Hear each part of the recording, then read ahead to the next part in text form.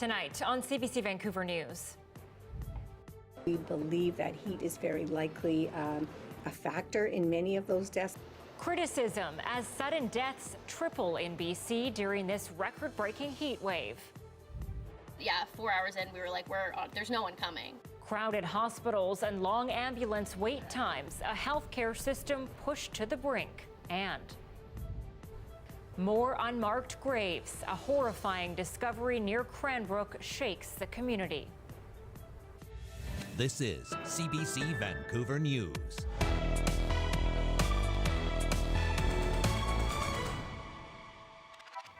Good evening and thanks for joining us. We're getting a much clearer picture tonight of just how dangerous and deadly this heat dome has been in BC.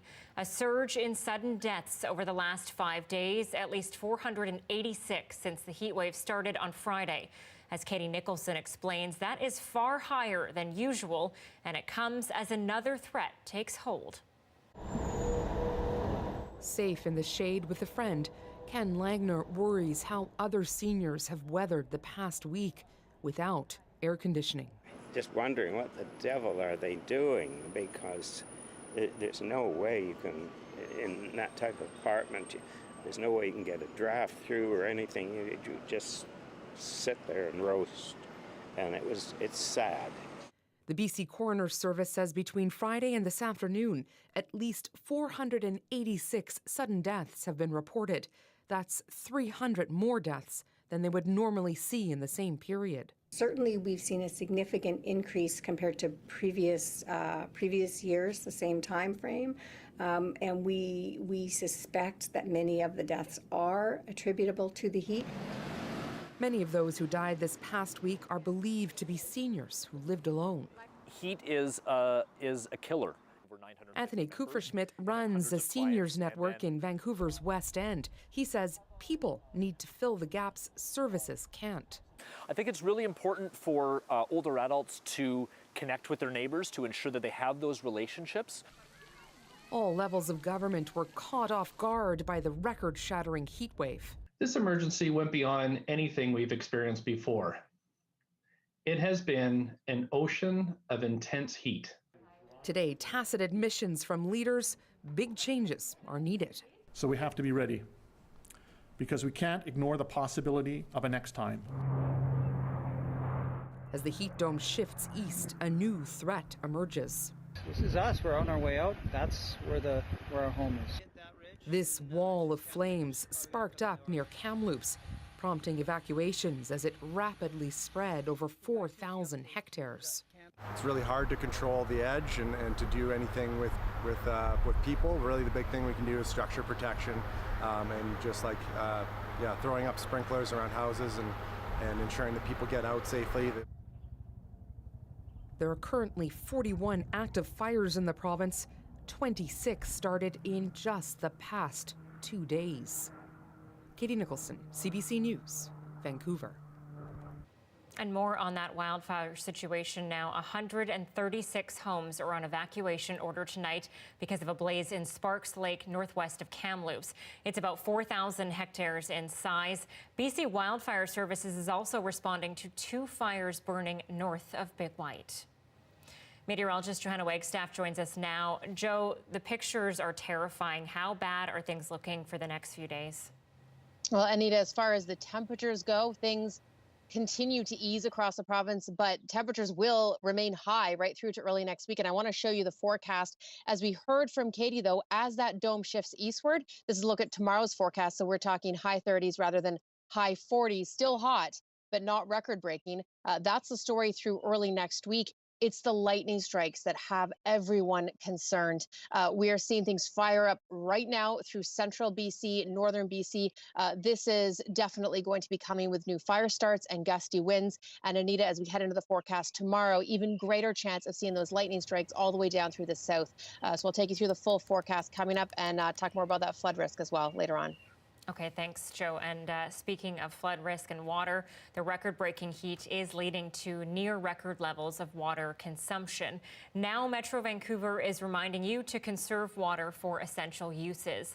On Sunday, the daily consumption hit 1.79 billion liters. That's just a splash shy of the 2009 record of 2 billion liters used on a single day in Metro Vancouver's drinking water supply. It's still within the usual range, but unless we watch the tap, that could change during the next hot stretch.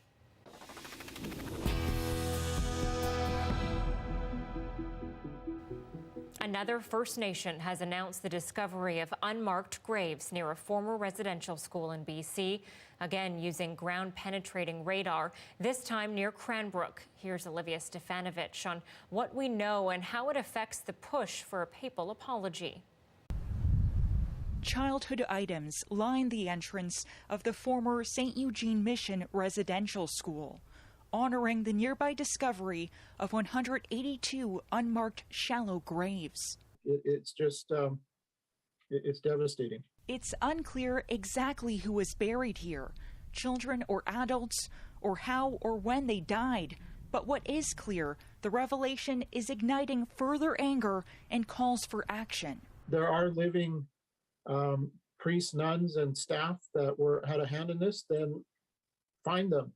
The Prime Minister says there needs to be accountability. Governments have the role to play, and the Justice Department no doubt will have its role to play as well. But Justin Trudeau also says the Roman Catholic Church, which ran St. Eugene's, needs to take responsibility. That's what people are expecting. I think it is a good piece of news that there are going to be meetings with Indigenous leaders with His Holiness. A delegation of Indigenous people will travel to the Vatican in December, seeking an official papal apology in Canada for the Church's role in running residential schools. The Anglican Church has apologized. The Presbyterian Church has apologized. United Church has apologized. And this is really part of truth and be part of the healing and reconciliation process. Catholic entities in Canada have apologized, but the Vatican remains the only holdout. The current climate in Canada relative to the uncovering of grave sites and whatnot has heightened interest all the way around. A national outpouring of grief continues at memorials like this one. The president of the Canadian Conference of Catholic Bishops says Pope Francis is open to delivering an apology in Canada at an opportune time. When that moment will be, he wouldn't say. Olivia Stefanovich, CBC News, Ottawa.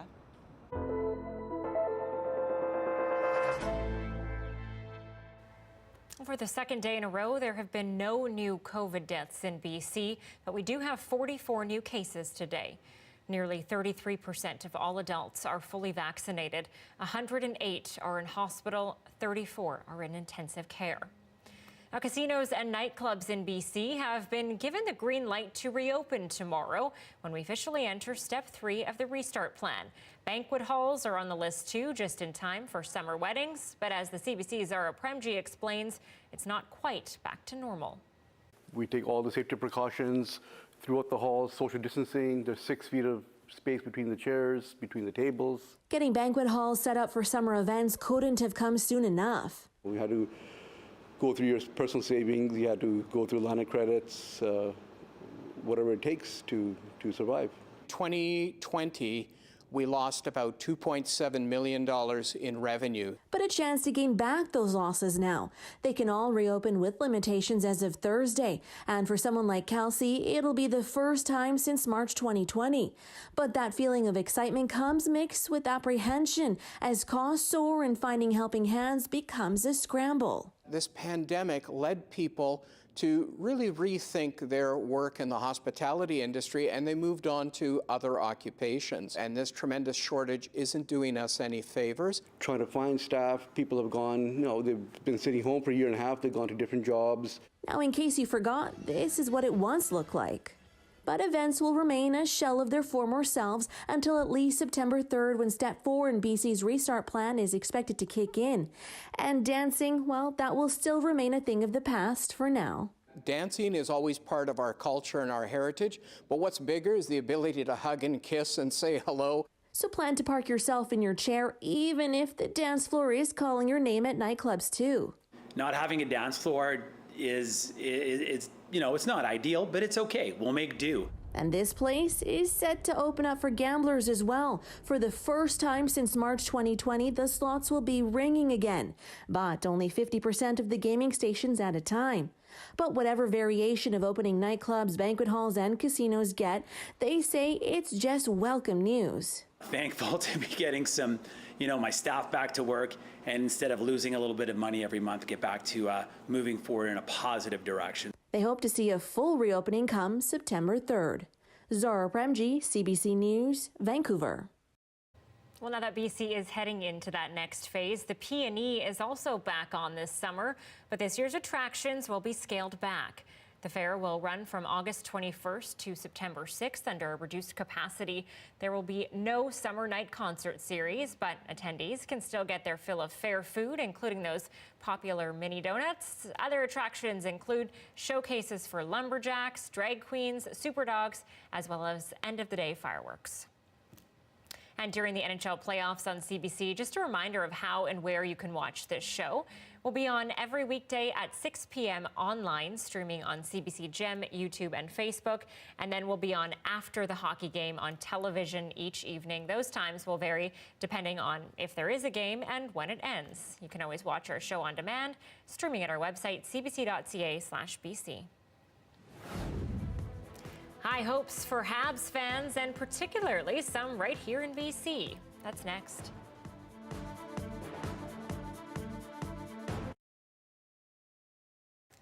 Thanks for staying with us during our commercial-free live stream. The pandemic has prompted one young Winnipegger to take up something new, roller skating.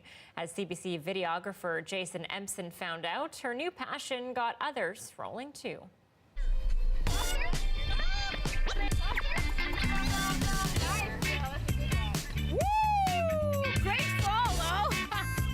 Hi, my name is Jenny, and I'm the founder of Peg City Rollers Club.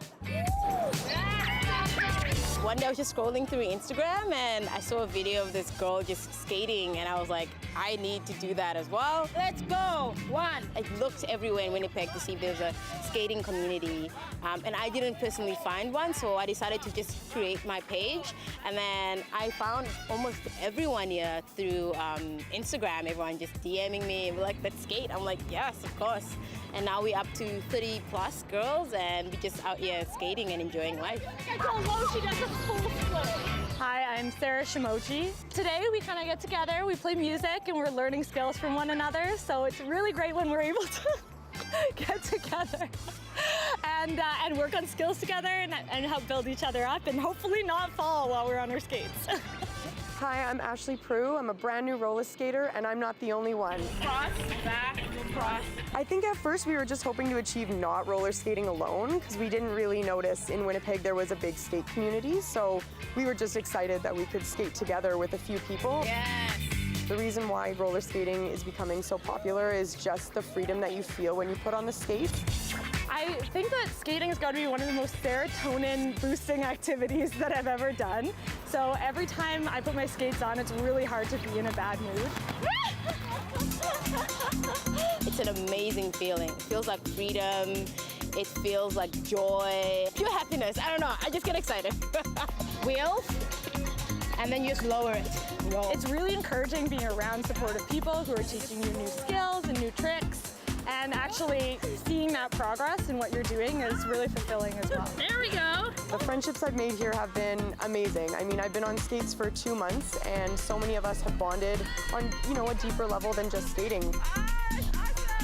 This group has absolutely helped with the lockdown piece, and it made it more bearable. And now that we're allowed to be outdoors again, it's the best feeling to get the group together again for a skate. Slowly. My skills, I would say, are a lot better than they were in October. I think I am good. It's one of those things that you might feel scared because you don't want to fall, but falling is inevitable. And honestly, if you ask a lot of the skaters, the only thing that hurts most is your pride. I know you've always been wanting to do it, just get up here and just come out. You'll have an amazing time. That was a big one. Yay! Fun stuff. A lot of people I know also taking up roller skating during the pandemic. Not sure I'll give it a try. We'll be back in a few moments with more sports-related stories. Stick with us and enjoy this view of Science World.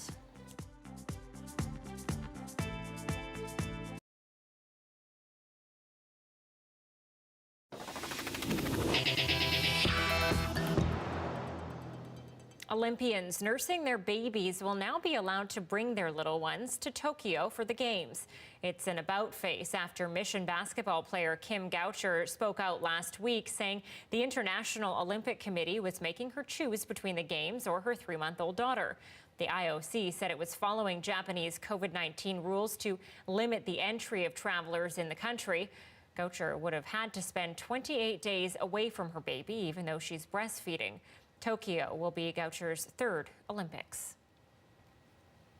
And Canada is watching as the Montreal Canadiens compete for hockey's ultimate prize. For friends and family of the players, game night can be exciting or even stressful. Our John Hernandez caught up with loved ones cheering on 2 BC-born players vying for the Stanley Cup. Back the other way, it's Denovian. Pass across, scores! It was a moment Canada had been waiting for a decade, a Canadian team in the Stanley Cup final. But for those closest to some of these players, it was an even longer time coming. This is a big thing because he really hasn't had the opportunity to go this deep into the playoffs up until now. So it's been a long time. This is a Winter Classic jersey. James Weber is the father of defenseman Shea Weber. He coached the current Montreal captain when he was growing up in their hometown of Sicamous. Shea was a talented athlete, but he excelled on the ice. I would put a certain amount of pressure on him. I just wanted him to play hard. But the good thing about Shea is he wanted to do things the right way. More than a decade into his career, Weber is now playing for the Cup. And just about all of Sicamous is watching. Everyone's on board. I think we've all been waiting for this, and hoping for Shea that this would happen. It's, not a lot of guys get to the Stanley Cup final. So we'd love to see that cup back here. And Weber isn't the only player on the team with humble BC roots. All-star goalie Carey Price was born in the small town of Anaheim Lake, but caught plenty of eyes as a young player. He was an elite player at that time, even at that age. Very quick, very athletic, tremendous concentration and positioning. So his former general manager is among those sending words of encouragement. When things go well for him, or even when things aren't going well, try to reach out with some positive reinforcement via text. Friends and family that you could call super fans, because once the puck drops, their hearts start racing. When the other team's got the puck and they're shooting it, it's beating fast. With your child, and I know he's a grown man, but it's still your child, when they're involved in something like that, it becomes very personal. Stress that comes with high stakes and the chance to bring home the cup. John Hernandez, CBC News, Vancouver.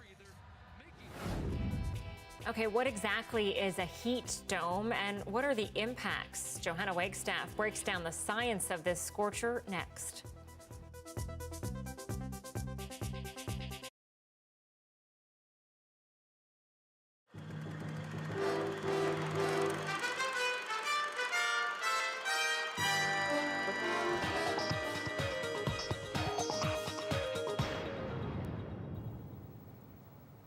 And here's Todd Maffin. Hi, Todd. Hi, Ian. Further proof that you live in just a different world than the rest of us. Our topic this week is wearable computers. Yeah, and I'm actually inside the CBC Prop Center where all of our costumes are. In fact, I'm kind of got my eye on this Elvis piece. Maybe might look good on me, although not really worried about all this zippering so close to my chest here. Moving on. Yes, I know. Anyway, wearable computers is one of the areas that's really starting to pick up because, you think about the way you use computers is you've got your desktop computer, so we go to the office to use that, or then we go home maybe and use the laptop. But in many cases, we try to have our computers with us. So some of us have portable digital assistants and Palm Pilots and the likes to do that. Well, these things are emerging now and becoming even more powerful. I'll give you an example of one that secretly kind of looks like a Palm Pilot. It's from Sony. One of the interesting things about this is it is indeed a Palm Pilot, with the regular kind of things. But if you look right here, there's a camera that can swivel around. And it's a full digital camera, so you can use it and plug it into your computer and download the pictures. This is the best part, though. This one actually splits in half and reveals a keyboard underneath. And when you swivel it,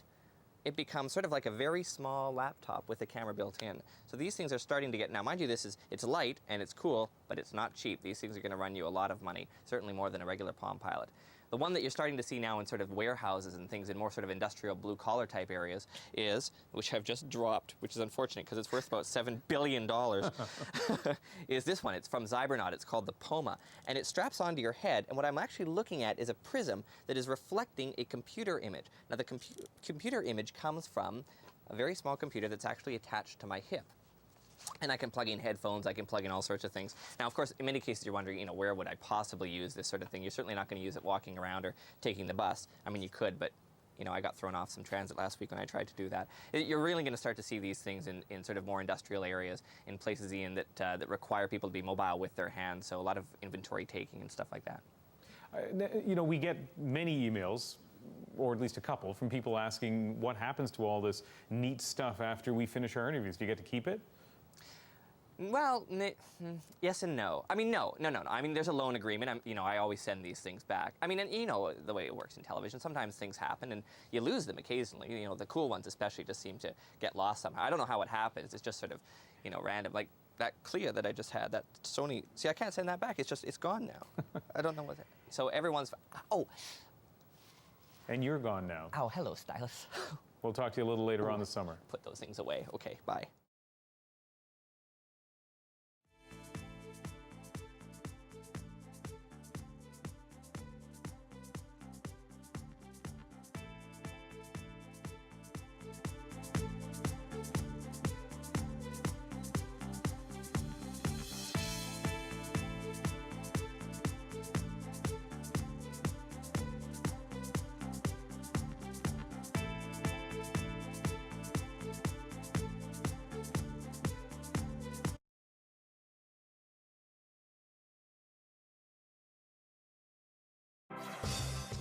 Hi, I'm Amy Bell. Here's what's in your CBC Vancouver inbox.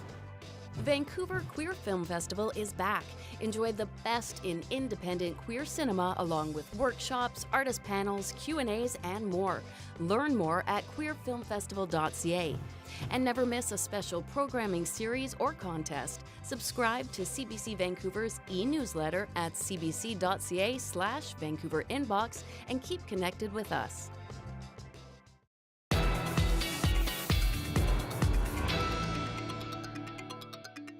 Meteorologist Johanna Wagstaffe is back. And Joe, what are we looking at with the thunderstorm situation?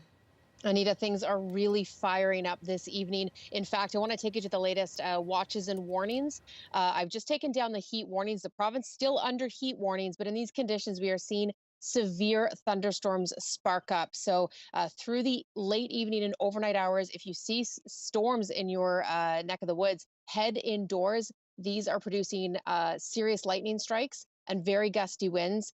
Still trying to figure out how much rain we're actually getting, but obviously big concern here for fire starts. Dozens and dozens of lightning strikes near 100 Mile House this evening, where fire danger is extreme. And we will be watching for that again tomorrow as this heat dome continues to shift eastward. We are still hot across the province, but coming down a good 10 degrees from where we were earlier. This heat dome is going to have lingering effects on the province for potentially weeks, months to come. I took a look at what exactly led to the building heat dome. Take a listen. If you're feeling the unprecedented heat in Canada right now, you're probably wondering why. Why is this happening? It's a heat dome, and that's standard for summer, but there are 4 main ingredients to why this pressure cooker is breaking records. First, recent storms in the Western Pacific. That created a wave in this atmospheric conveyor belt called the jet stream. And look at this movement of water vapor from space. You can see once that wave got to BC, it parked itself there, ushering in moisture, giving BC a humidity it usually doesn't feel. The effect was also felt far higher, melting snow and ice on the tops of our highest mountains. So that's hot. It gets hotter with thermal lows. When it's hot enough, rapidly rising air causes low pressure on the ground. Winds move from high to low, so that hot air rushes towards the coast, racing down our mountains. If you've heard of Chinooks, it's the same principle. Third, cooking time. This weather pattern got locked in place, allowing hot air to keep mixing down, making every day hotter than the next. The final ingredient, time of the year. It's June, meaning a higher sun angle and more hours of the day, but also it's what's not here this time of the year. Smoke from forest fire season would actually have helped dissipate the rays from the sun. So what does all of this have to do with climate change? Well, remember the jet stream? Normally it looks like this, helping to keep weather patterns moving around the world. But now it's even wavier, and that leads to weather events lasting longer and moving slower. As climate change rapidly warms the Arctic, it's making that warp worse. The temperature difference between the north and the south is getting smaller, and it's that difference that fuels the speed of the jet stream. We know that climate change is also moving the baseline. As average temperatures go up, it means these extreme weather events we're feeling are going to be back, stronger and more often. So Act 1 of this heat dome, certainly the deadly temperatures themselves. The next act, unfortunately, wildfires and the melting snow that is leading to flood warnings tonight, Anita. Very scary stuff. Thanks, Joe. Lots of moving parts tonight. Tanya Fletcher will be here at 11 o'clock after the National with the latest on wildfires in this province. And we are leaving you this evening with some drone footage of Kitsilano Beach and Pool, a great place to beat the heat in Metro Vancouver. Have a good night.